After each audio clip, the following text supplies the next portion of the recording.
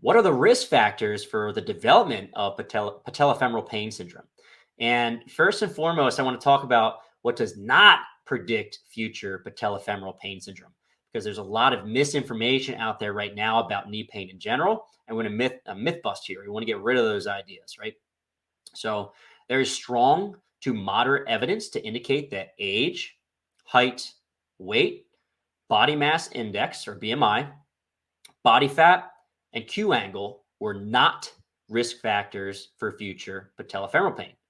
So Q angle does not relate to patellofemoral pain. Okay. First and foremost, it's important.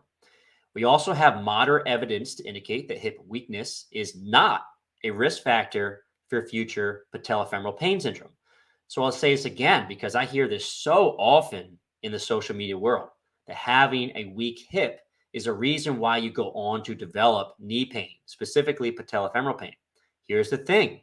Hip weakness is not a risk factor for future patellofemoral pain, okay? And that's important to understand.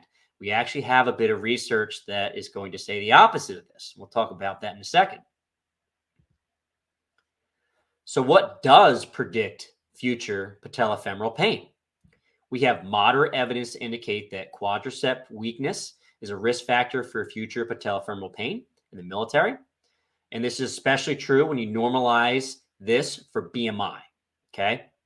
So if you have a weak quad compared to your body weight, that's a sign you may develop patellofemoral pain in the future, right? And here's another really cool stat.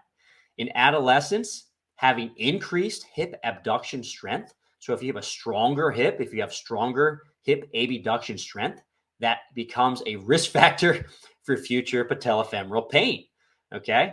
So we just discussed that hip weakness does not lead to patellofemoral pain.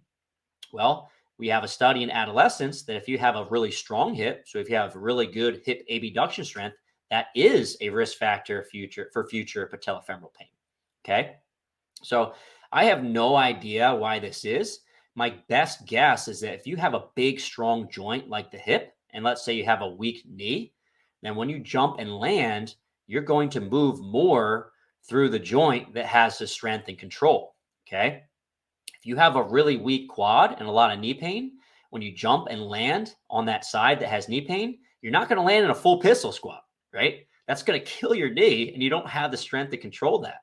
So why on earth would you jump and land and move more through the hip joint if it's weak, right, or painful? You just won't. The body doesn't have the control.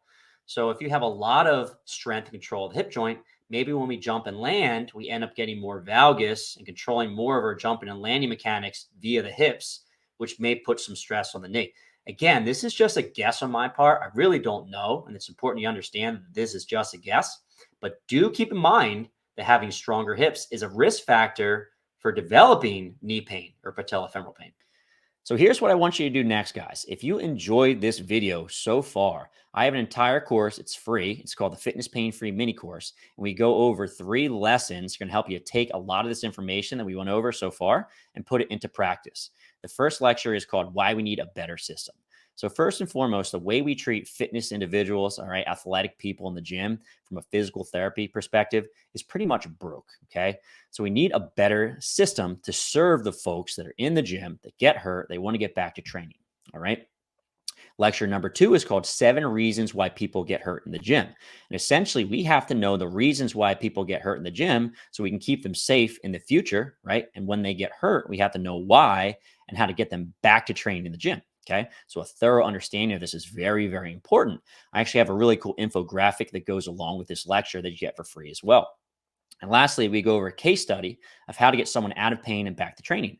So these principles are all phenomenal, but we don't actually put it together and you don't understand how to create a program to get people back in the gym and keep them safe for the long term, then we lose, right?